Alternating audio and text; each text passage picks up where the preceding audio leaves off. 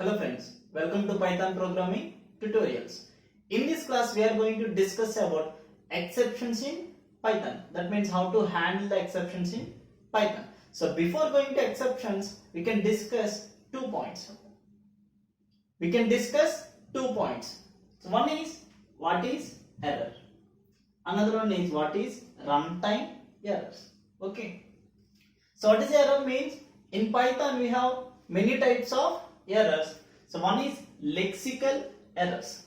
So lexical errors is nothing but, for example, I am writing if a equals to 5, print a. So this is valid. If I am giving that fi, so this type of errors we are called as a lexical errors. Okay. So next one, syntax errors. So syntax errors is nothing but, for example, I equals to 10. So that is valid. I 10 equals to, this is invalid. So that is syntax error. So next one, semantic error. For example, a equals to 5, b equals to 10, c equals to a plus b. This is valid. If I give a as x, y, z, c equals to a plus b, then you got the error. That type of errors you are called as semantic errors. Why? Because here the a is integer, b is string. We cannot perform addition on these two data types. Okay. So next one is runtime errors. So unexpected event occurred at the time of execution. That means, for example, I am writing a program, a equals to 10, b equals to 5, print a by b. So we can execute this, we get 2.0. So no error.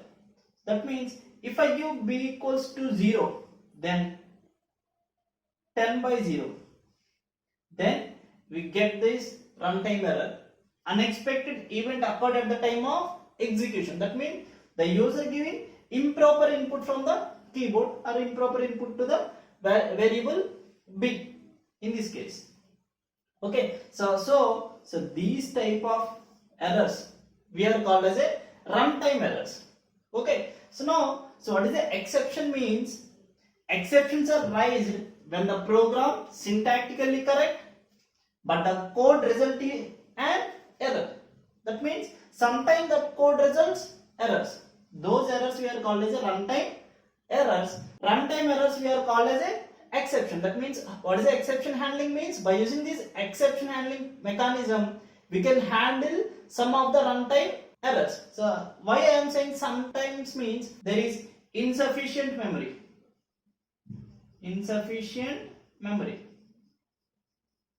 So these type of errors we cannot handle. There are two types of exceptions in Python.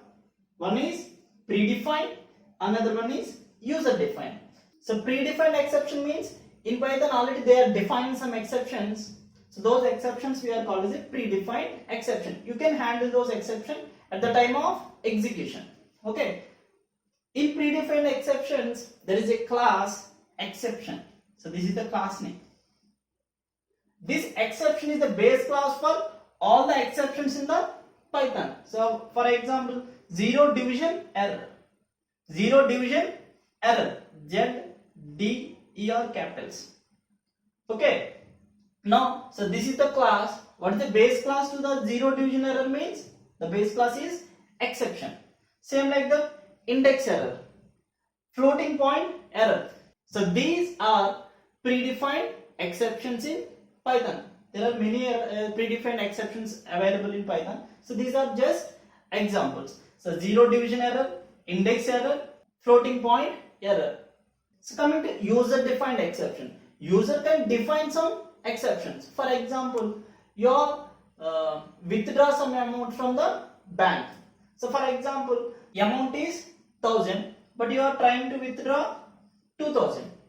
Okay, now if you are entering the amount that is greater than this 1000, we consider as an exception. For that we can write one exception. So now we see how we can handle the predefined exceptions. So this is the syntax. So first you can write the code, that means your doubtful code in try block.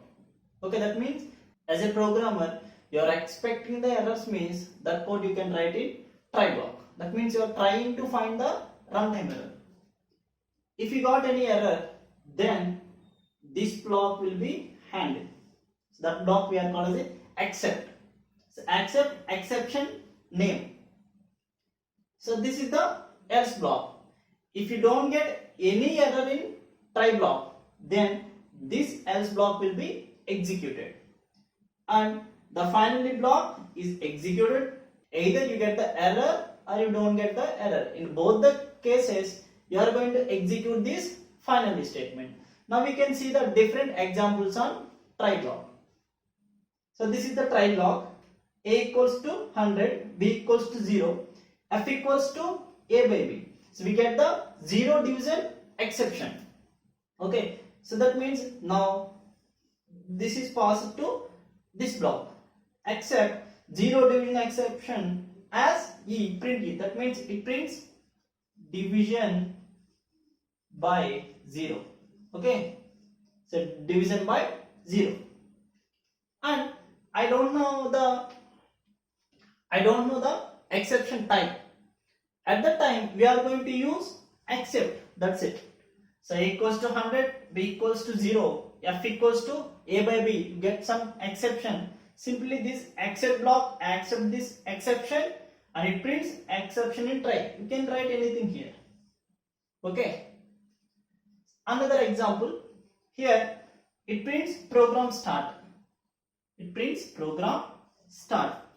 A equals to 100, B equals to 0, F equals to A by B. Now the exception is occurred, so it goes to here. It prints exception in try. After that it prints after exception. Okay, in this case. So after that we don't get any error. So now we go to execute this else block. Print F. It prints 20.0.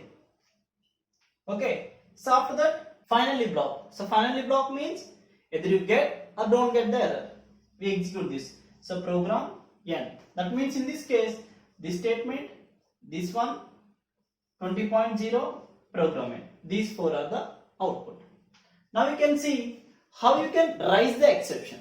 Okay, so by using the raise keyword you can raise the exception in Python. So this is the try block. I am going to raise the exception called name error. Name error. So raise means the control goes to exception block. Except name error, it prints raised exception.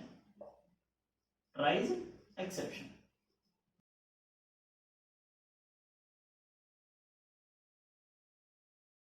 Now we can execute this program. So 0 division, so division by 0, so division by 0. So you can write the code in try block, and if any exception is occurred, then it is handled by exception block. So this is also another example. We can execute this. So try block, if the exception is occurred, that is handled by except block. You can execute another program.